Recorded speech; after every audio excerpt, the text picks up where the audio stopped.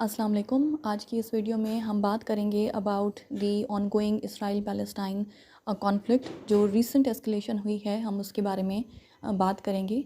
So we all know कि on Saturday 7 October 2023 फ़लस्तीनी group जो है हमास उसने इसराइल के अगेंस्ट एक सरप्राइज़ अटैक लॉन्च किया, जिसको नाम दिया गया है operation Al Aqsa flood. This attack came as a surprise for Israel. वो इसलिए क्योंकि ये अटैक काफ़ी कामयाब हुआ है तीनों महाज़ों पर, यानी कि land, sea and air incursion काफ़ी कामयाब हुए हैं।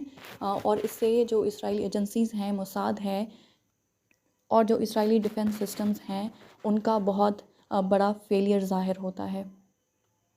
इसके अलावा इस अटैक में इसराइल का बड़े पैमाने पर काफ़ी नुकसान भी हुआ है।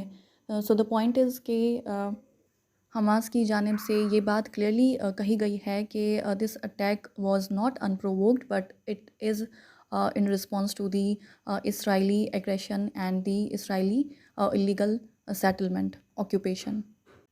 सो हम यहाँ पर हमास के बारे में थोड़ी सी डिटेल्स जान लें तो वी नो कि this is a Palestinian group which is responsible for launching this major attack into Israel.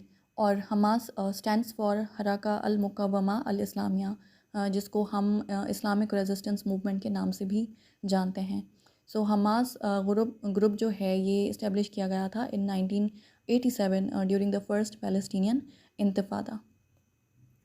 और 2007 से Hamas has the control of the Gaza strip.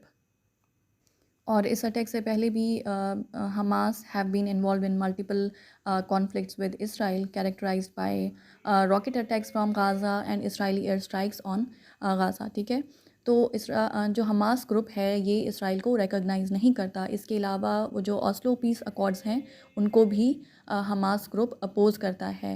We know कि these Oslo peace accords were negotiated by Israel and the फ़लस्तीन liberation organisation, जिसको हम PLO के नाम से जानते हैं। सो इसके अलावा हमास का जो है एक आर्म्ड विंग भी है जिसे हम इज़्ज़ुल-दीन अल-क़स्साम ब्रिगेड्स के नाम से जानते हैं। और ये अपनी एक्टिविटीज़ को इस तरह से डिस्क्राइब करता है, resistance against the Israeli occupation. मज़ीद हमास से रिलेटेड इम्पॉर्टेंट इन्फॉर्मेशन ये है कि Hamas is part of a regional alliance with Iran, Syria and Hezbollah in लबनान। ठीक है, और हम ये जानते हैं कि जब रिसेंटली जो रीसेंट एस्केलेशन हुई है इसमें हमास के एयर स्ट्राइक्स के बाद हिज़्बुल्लाह ने भी इसराइल पर अटैक किया है। ठीक है, तो ये हिज़्बुल्लाह जो है लबनान का ग्रुप है। और ये these all collectively oppose the US policy in the Middle East and in Israel. So जो मेन बेस है हमास का दैट इज़ इन गाज़ा। लेकिन Hamas has supporters across Palestinian territories and leaders in various Middle Eastern countries including Qatar. So Qatar की भी हिमायत इस group को हासिल है। सो हम यहाँ पर इसी एस्केलेशन के बारे में बात करते हैं कि जो रीसेंट एस्केलेशन हुई है, जो हमास की तरफ से अटैक किया गया है that is called as operation Al Aqsa flood. और जो हमास के ऑफिशियल्स हैं उनकी जानिब से इस बात पर एम्फसाइज़ किया गया है कि this attack is not surprising और unprovoked but rather a response to Israeli aggression and occupation. So इस ऑपरेशन में मेनली क्या किया गया है कि रॉकेट्स फायर किए गए from Gaza into the Israeli territory. इसके अलावा अटैक किए गए on the military targets in southern Israel. और साथ ही जो इसराइली सेटलमेंट्स हैं उनका ब्रीफ कंट्रोल भी हासिल कर लिया गया। अदर दैन दैट जो इसराइली सिविलियंस हैं और सोल्जर्स हैं उनको भी यरगमाल बनाया गया है। So this is a kind of an act of resistance from the Palestinian group Hamas. Hamas के सेक्शन के अगेंस्ट इसराइली आर्मी ने एक नया ऑपरेशन इनिशिएट किया है which is called the operation swords of iron, जिसके तहत गाज़ा के अंदर एयर स्ट्राइक्स की जा रही हैं। इसराइल की जानिब से जो गाज़ा की इलेक्ट्रिसिटी है वो कट ऑफ कर दी गई है। साथ में जो मेडिकल सप्लाइज़ और फूड सप्लाइज़ हैं उनको भी रोक दिया गया है। Also, Israel has declared a state of war.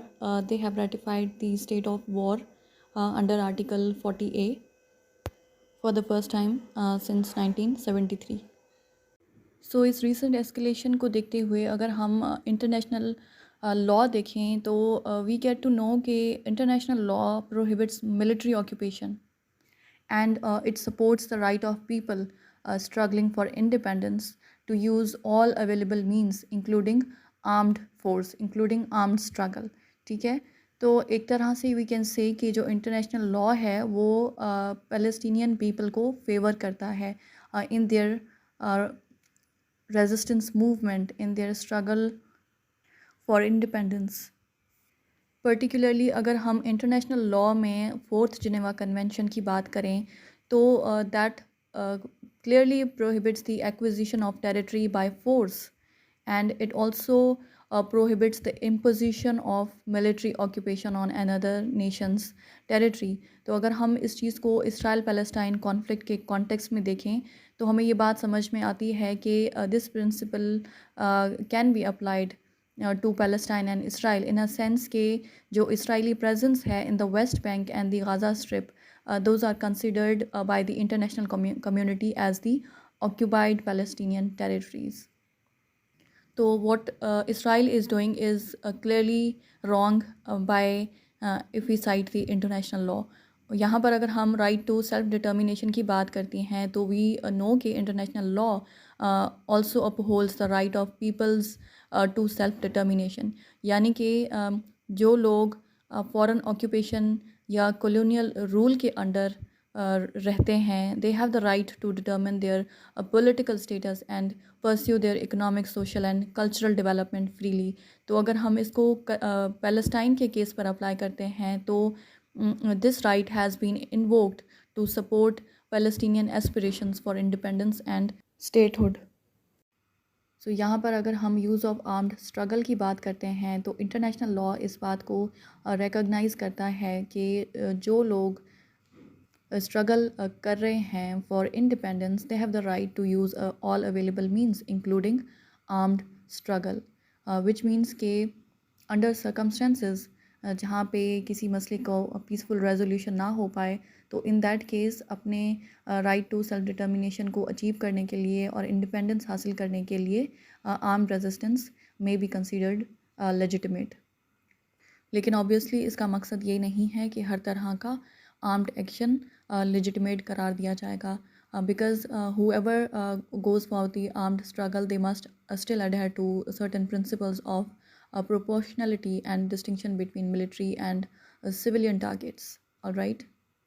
So Palestinians international law के इसी पॉइंट को, इसी प्रिंसिपल को इन्वोक करते हैं to justify their struggle for independence and resistance against the Israeli occupation.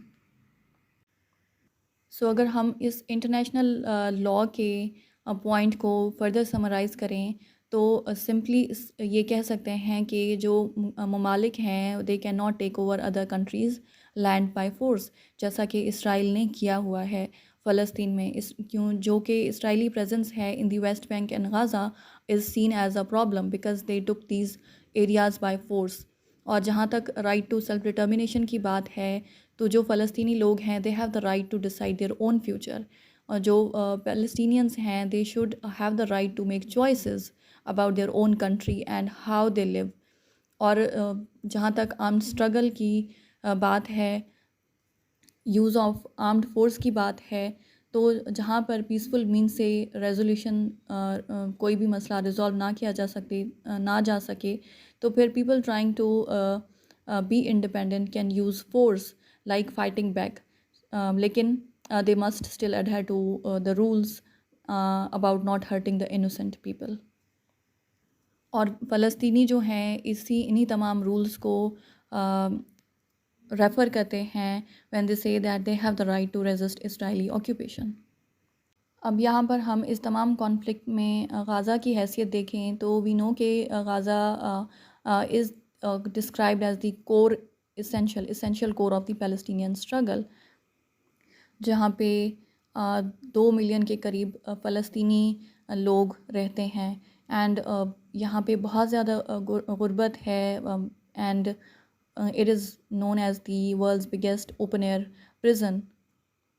And this place, Gaza, is a congested place populated largely by the Palestinian refugees जिनको expel किया गया था during the Nakba of 1948. और Gaza की इस लिहाज से भी इम्पोर्टेंस है कि 16 साल से, तकरीबन 16 साल से, या maybe more than 16 years, Gaza has been under siege for more than 16 years, जिसकी वजह से यहाँ पे एक सिवियर इकोनॉमिक क्राइसिस है, ह्यूमैनिटेरियन क्राइसिस है, and also there is high unemployment rates, और यहाँ पर बहुत ज़्यादा फूड शॉर्टेजेस हैं, मेडिकल सप्लाइज़ और इक्विपमेंट की शॉर्टेज है, and also there is an energy crisis. और जो रिसेंट कॉन्फ्लिक्ट स्टार्ट हुआ है, एस्केलेट हुआ है, इसमें जो गाज़ा की इलेक्ट्रिसिटी है उसको भी कट ऑफ कर दिया गया है, जो कि एक तरह की बेसिक नीड है, और ये इंटरनेशनल लॉ के ख़िलाफ़ है कि आप किसी की बेसिक नीड्स को कट ऑफ करो. तो यहाँ पर हम देखें कि गाज़ा में इतना एनर्जी एंड वाटर क्राइसिस क्यों है. वो इसलिए बिकॉज़ इसराइल ने बैन किया हुआ है on fuel entry into Gaza, and this has severely limited electricity production, जिसकी वजह से this has impacted water treatment and sanitation in Gaza. और यही वजह है कि गाज़ा में जो सेफ़ ड्रिंकिंग वाटर है उसकी अवेलेबिलिटी नहीं है. And the thing is कि Gaza's aquifers are nearly depleted and contaminated.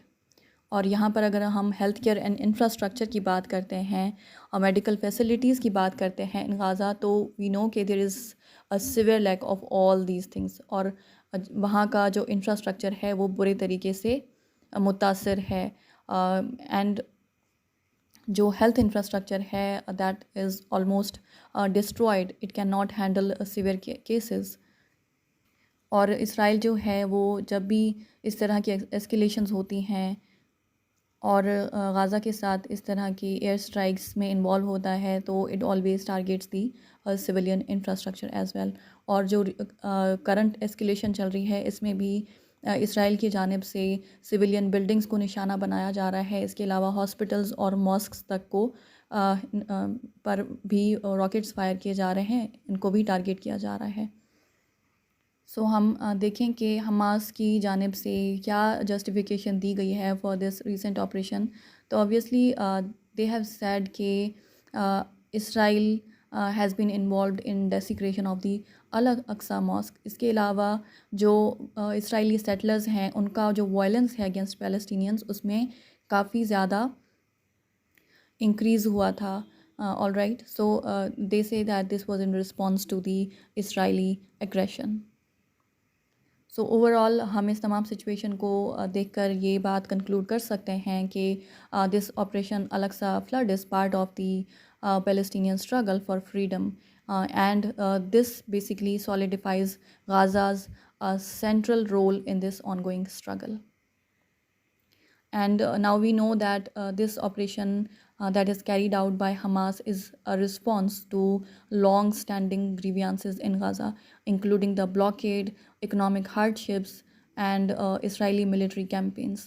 So इसलिए जो स्कॉलर्स हैं, जो एनालिस्ट हैं, वो इस मामले को इस तरह देखते हैं that it is part of a broader Palestinian struggle for independence and liberation from the Israeli occupation.